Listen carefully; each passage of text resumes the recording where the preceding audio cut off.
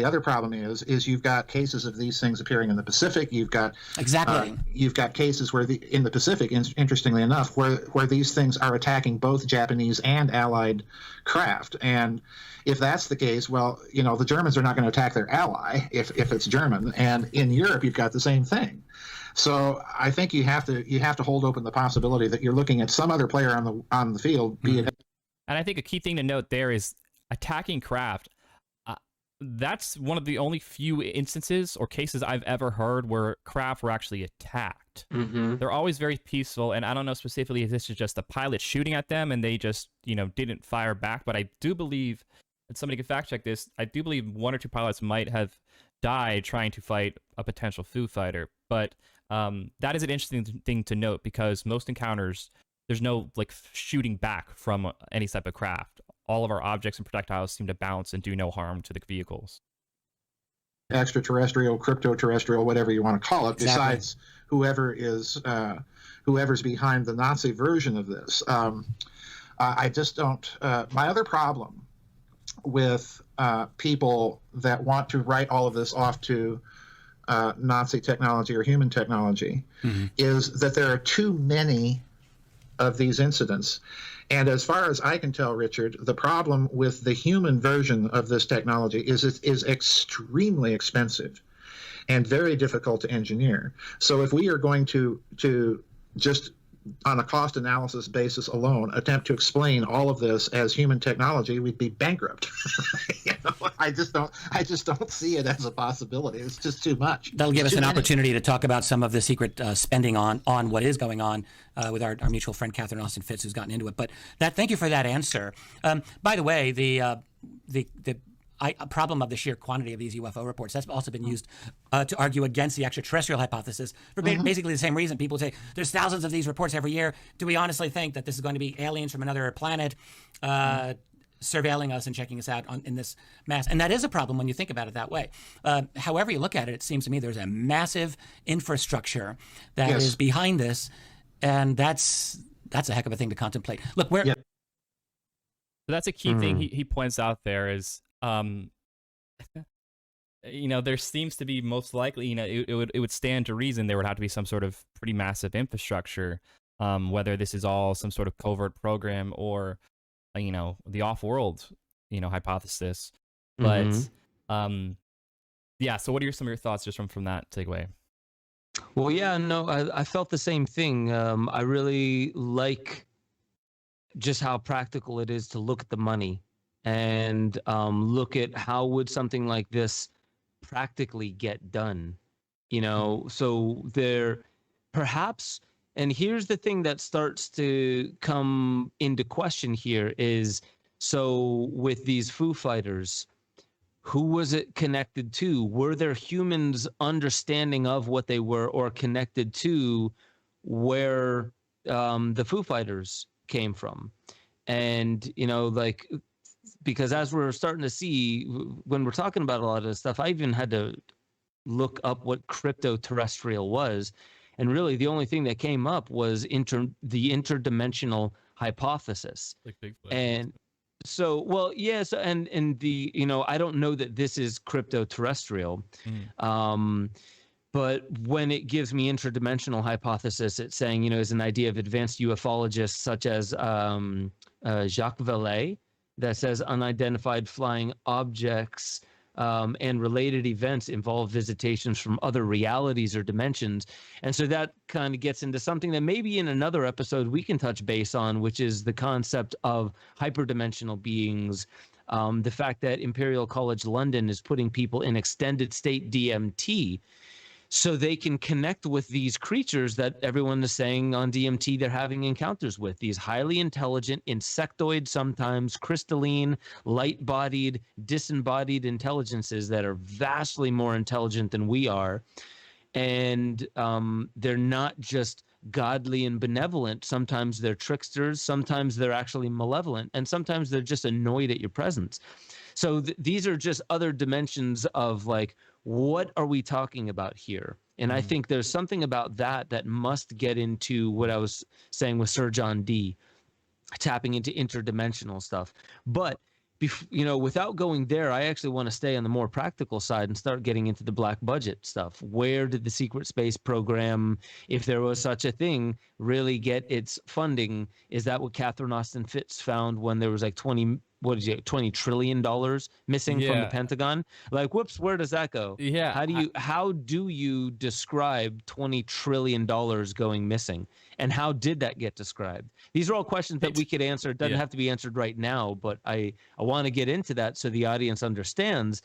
Like, there are some practical things. It's not just a bunch of people saying, well, that could, like, this symbol is also found here, which must prove that they were in cahoots. So no, we're talking about there's actual money that went missing, and we know about DUMBs or deep underground military bases. We've heard about these things, but most of us, it doesn't get past the, oh, I've heard about it phase. One thing that has a little bit of debate, and actually I've gone back and forth, but I'm kind of in agreement now about Operation Highjump is what exactly happened, and what is Operation Highjump, and who is Admiral Byrd. And this is kind of right after World War II. You have Operation Paperclip. You have the development of some of these early programs like the CIA, coming out of the Office of Naval Intelligence. You have all these restructuring and reforming of the armed services in general. And part of, while that's all going on, a little bit later, is this famous incident that people really point to as one of the most important historical incidents in ufology that I just want to give people a little bit of context about, because I do think it's critical with where we currently continue to go to the present. So this is Farrell breaking it down about what exactly happened at Operation Highjump and his best guess, because it's not concrete with what exactly happened, as you'll find out. I'm curious about is the extent of activity going on in Antarctica. I guess I'll just throw out the first possibility here. I actually think that there is some very interesting things about Antarctica going on today. There are a number of reasons that I think that there's important covert things happening there. Yes. But the Byrd mission. So for people who don't know, this is Admiral Richard Byrd goes to Antarctica at the end of 1946, beginning 1947, for an operation known as Highjump. It's a huge operation. And then it's terminated early. A couple of people did die. And Byrd makes a very cryptic statement to, I believe, a Chilean newspaper. El Mercurio. Mm-hmm. So can you unpack this whole thing for listeners? And I would love to know what you think happened for Operation Highjump. All right, I talk about it in my most recent book, Hess and the Penguins. That's kind of my latest word on Antarctica. Number one, let's look at who has been involved or associated with Antarctica. Let's go back to the German expedition of 1938 and 1939 that was sponsored by Reichsmarshal Hermann Goering. All right, now I'm of the opinion that Hermann Goering is not interested in a science fair project. I mean, this is the guy that's the founder of the Luftwaffe. He's the founder of the Gestapo. He's in charge of Germany's 4-year economic plans. So he does not have a purely altruistic, purely science reason for doing this, whatever it is that they were doing, which we don't know. Right. Again, you have the Patriarch of Moscow recently, Kirill III, going down ostensibly to bless the Orthodox chapel down there, which, okay, fine, but you can get any Orthodox bishop to do that. You don't need the Patriarch of Moscow to go all the way down there and do that. You had Secretary of State John Kerry making a little Antarctic junket on a diplomatic tour. It was one of the last things he did as Secretary of State. Yeah, in the middle of one of the most hotly contested elections in American history, and he decides to go Antarctica, and we were told that, well, he wanted to see evidence of climate change firsthand. Well, no, I'm sorry. Seriously, John Kerry, yes, come on. Yeah, come on. You're the Secretary of State for crying out loud. You're not in a charge chance. of Foggy Bottom. You can get mountains of data with a phone call delivered to your office. You don't need to go there. Then you had Buzz Aldrin. You've got Lockheed Martin has a presence. Buzz Aldrin, he's a loose cannon every now and then. You never know what's going to come out of the mouth of Buzz Aldrin. Like, seriously. Yeah, and before he goes down there, he says, getting ready to go to the launch pad. And I'm thinking, whoa, stop there, Buzz. And then he gets down there. He gets sick. They have to take him out. And then supposedly he tweets, well, whatever we're dealing with down here is pure evil. And then it's eliminated. The tweet is taken out. And then it's eliminated. Yeah. It like, disappears. whoops. Yeah, so there's a lot of strange stuff in Antarctica. We're not being told of what's going on. So Admiral Byrd goes down there in late 46, 47. It's a massive expedition. I mean, it dwarfs the German expedition. So this is right after the war. So I forgot exactly all the timelines and everything, but this is right after 45. The war ends. 46, Admiral Byrd's doing this. So everything's still very fresh, so to speak. Expedition. And he's taking with him an aircraft carrier, a seaplane tender, a submarine, for a flotilla of destroyers or destroyer escorts, and a battalion of Marines. And the story that the government puts out is, well, we know that the Arctic could become a theater in the next war, so we need to test our equipment and our tactics. And I'm thinking, wait a minute. Why on earth wouldn't you go to Alaska or northern Canada, which are much closer to hand, and save yourself the expense of sending an entire fleet down to Antarctica? And then, on top of this, I discovered that the people involved with the planning for Highjump, are you sitting down, Richard? I am indeed. Were Fleet Admiral Chester Nimitz, yeah. Wow, top of the line. And Secretary of the Navy James Forrestal. Ah, that's a little ding, ding, ding. Yes, indeed. Yes, indeed. Yes, indeed. Yes, indeed. So that's where James Forrestal comes up again. So he's involved with Operation Highjump in a major way with the planning and facilitation of it. And as I touched on earlier, Forrestal is a major figure within ufology, one of the early core people that a lot of people believe would have access, would have knowledge of this subject, would actually have seen actual physical craft if we had it, or physical bodies if we have them. This is the gentleman who would be in the know without a doubt. You know, first Secretary of Defense. And he's also one of the people, if you are in the group that believes the MAJIC 12 document, was also the co-founder, one of the key co-founders of MAJIC, MJ12. So he's just a key name to keep in mind, because we're going to bring him up next as well. Indeed.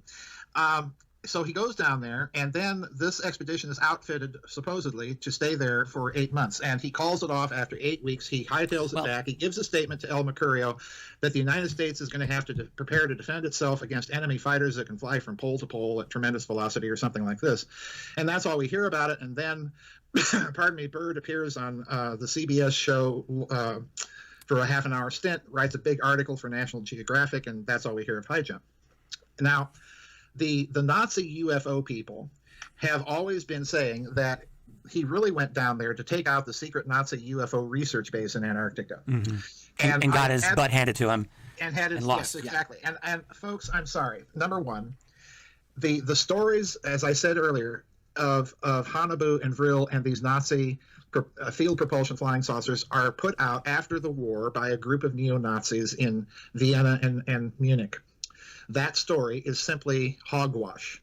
The only indicator that we have that they were working on something like that is the Bell story. And the details of the Bell story do not support that idea.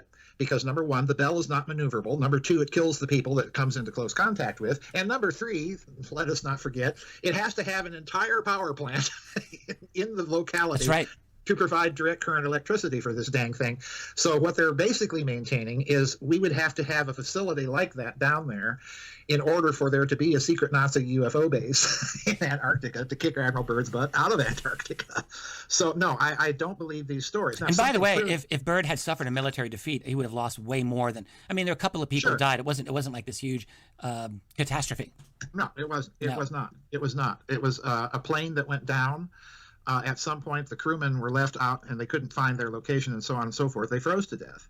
So So what do you think? What happened with Highjump? What was the? What's your take on what Byrd encountered? And well, if they did, why did he say what he said? Yeah, if they did encounter anything German, it would have had to have come from Patagonia in Argentina, which is quite a ways away. That's right. I think they did encounter something, but we simply have no idea of what it was, or they found something, and that explanation also, I think, has some currency given everybody else that's been down there, given Lockheed Martin's presence, given the strange reports, a few years ago from the Russians at Lake Vostok. They may have found something, or they may have.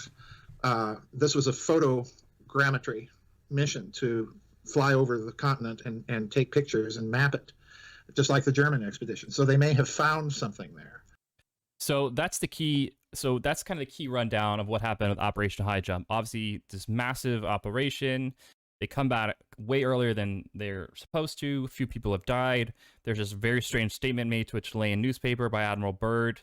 And the best theory that I concur with Farrell there is they found something. Now, the other big theory, as he pointed out there, is that there was actually a Nazi base there that had been in development, possibly started of the war even before it.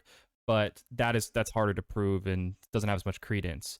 So there has been a continued weirdness about Antarctica to this day, as they pointed out, of like possibility of ancient structures, maybe related to things like Atlantis or things of that nature, if you believe in the notions of that. So it's weird, are there strange ancient pyramids or things there, or certain beings? That's kind of the nuts and bolts of Operation Highjump, and just a good breakdown for context for people, because it is an important event for people to be aware of. Yeah, and that gave way to instantly after that in Antarctica, 1947 and 1948 was Operation Windmill. And so so Operation Highjump was supposed to be an 8-month thing. Yeah. And after 8 weeks, called the kibosh on it. He goes back and he gives that statement, which was basically saying there's going to be, planes from the poles, in potential wartime situation, that there's this power. So but in Operation Windmill that starts up, they were doing interesting things. As I'm reading here, the mission during Operation Windmill was including supply activities. So they're bringing supplies down, helicopter reconnaissance of ice flows, scientific surveys, but this last one, underwater demolition surveys. And I saw that come up in a couple other things that I was pulling up. In the underwater demolition surveys, I'm not sure if they were trying to destroy something there or like a base. But I get to this other U.S. Navy Second Antarctic Developments Project, this Operation Windmill. They were also instructed to investigate conditions of electromagnetic propagation and to collect geographic, hydrographic, oceanographic, geologic, and meteorologic information in that nature of electromagnetic propagation. And they were even taking like penguins and seals and different kinds of creatures there for zoonotic exploration.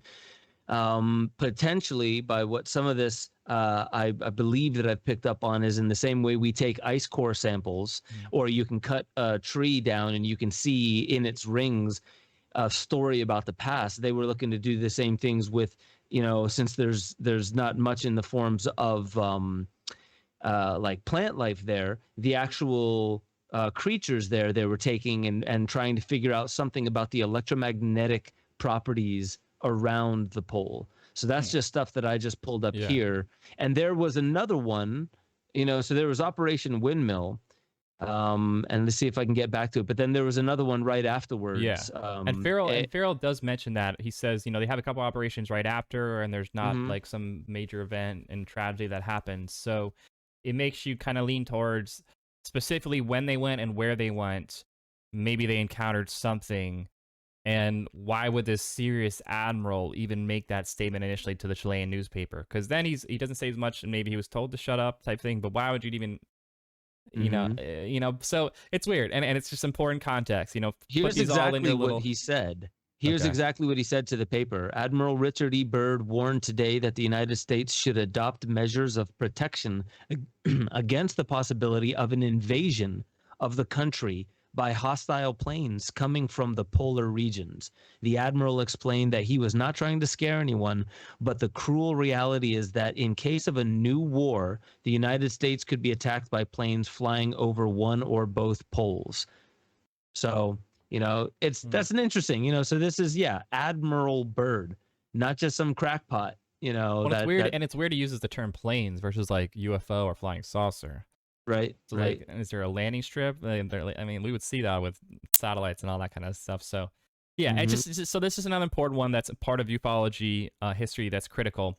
And so then after the war, you have Eisenhower as the initial launch clip we have, warning about the military-industrial complex, and it kind of makes you think like, how much is this sort of a veiled warning to us about what he might know is going on with these unrestricted sort of runaway private contractors and various people within the government who are involved in these programs that, maybe he was directly, and his daughter has come out and spoke publicly about this, Laura, basically like, if you're the president and that you've helped create something that is also leading to basically an unaccountable level, this idea of deep state or, this branch of the government that's unelected and unaccountable, that has a lot of power and a lot of influence that you've been by accident maybe helping create.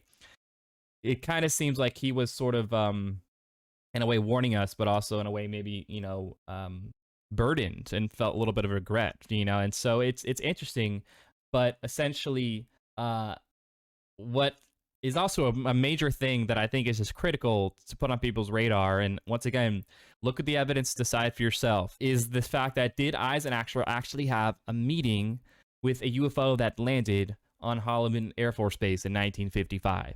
If that is legitimate, and what these witnesses say, and I'll show you the clip, and that's true, that is a major, major, major, major deal, because not only does it mean that UFOs are real and help more give credence to that, and that they're not just something covert being made. We actually then, at the highest level at the time, actually made contact with them to some degree, and so I'll play the clip, but like that's a much different thing than just being, oh, they're here and we don't know where they are. To actually have some sort of dialogue. We don't know how it happened specifically and anything like that. You'll see here, but that's a big piece to this whole puzzle with disclosure as things start to come out. And I would put my money on it. That is, with June and as things come out, as the government tells us more, I guarantee you they don't want us to know or to be in the know about like, oh, we've actually had meetings and potentially like dialogue with these beings before. That would be something that people are like, well, what? Why did that's something that we should have been filled in on. That's something you shouldn't have done without us. Like, so let me play. Catherine Austin Fitz has some stories about having been told in government, would you like to have a meeting with an extraterrestrial? And she didn't believe it at the time, and she didn't have that meeting. But when you're mentioning about Dwight Eisenhower, I've spoken with Laura twice so far. Once was at a Free Your Mind conference in Philadelphia, and then another one was in an interview at the beginning of 2020. And this was right after I had learned about this meeting. And what's so funny is, so we'll let you get on with this so the audience has context to what I'm saying. So the gentleman here, there's two clips I want to show. The gentleman here, it's a pseudonym, so it's not his real name for privacy reasons and security.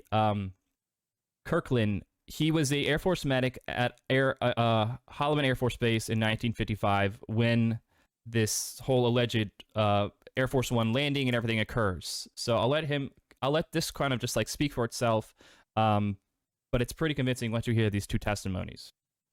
Eisenhower is going to land one day, and in the winter, February, Holloman Air Force Base has got a code that unless in the wintertime everything is normally khakis. Unless you're doing base operations work and are an officer of an official standing on the base, then you wear blues. That's in the wintertime. So the story that I'm telling you, the difference between khakis and blues is very important. When Eisenhower was supposed to land or come in, the day before he was to come in, a parade to honor him was canceled.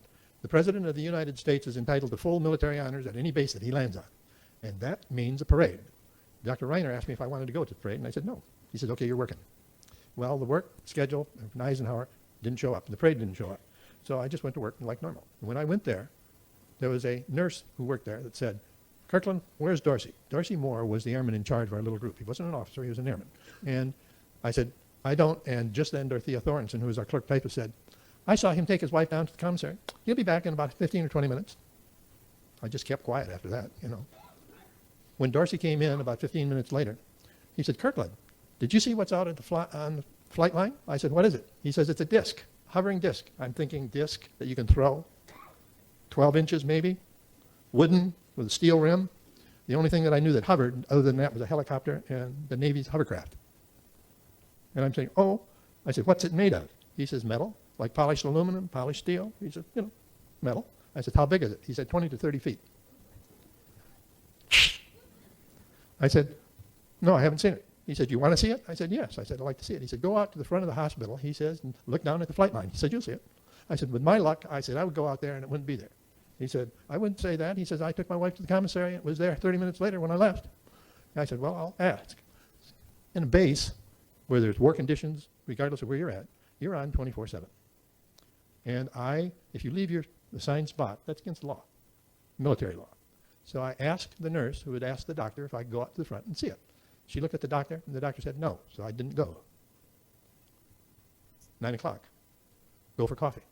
Coming back from coffee, I'm following two young pilots. The one on the left is in khakis, the one on the right is in blues. The one on the left said, why the blues? He says, I'm the officer of the day. He says, I've been down at base ops all day. He said, waiting for the plane to come in. He said, Air Force One? He said, yes. Air Force One, that was the first time I heard Air Force One. I didn't know what it meant. I had to ask that too. Well, in the 60s, that was very common, but in the 40s, it was the first time I heard it. He said, well, what happened? He said, he landed, he turned around on the active and shut down. And we were told to turn off our radar. Why were you told to turn off your radar? I don't know. He said, we were told to turn it off, so we turned them off. So to clarify And here, then the guy in the khaki said, I heard that the one that was brought down at Roswell. So to clarify here, Eisenhower landed, they say. They were told to turn off the radar tower because you'll see a little bit here later, they're afraid of maybe interference, as he says right here. Was brought down with Doppler radar. It says, I heard the one at Roswell was brought down with Doppler radar. So these are the two pilots walking, and he's walking behind them on Holloman Air Force Base. That same day, that same morning, he's walking behind these two gentlemen talking about this, and he's just listening because he's walking right behind them. And he said, I don't know. They continued talking. What happened after that? He said, they came out over the mountains, across the proving ground, White Sands Proving Ground, across the monument, and the guy on the left, again, the khaki guy said, I heard one landed at the monument. He said, the other one said, I don't know about that. I'm telling you what I saw. He says, two of them came over. One landed on the active in front of the plane, and the other one hovered overhead like it was protecting that plane. Now he's referring to the two craft. One lands at Holloman Air Force Base, right next to the Air Force One, and the other one is basically hovering above what they theorize for protection reasons. He got out of his plane, walked to the UFO, and the door opened, and he walked inside. How long? President Eisenhower, that's what they're referring to.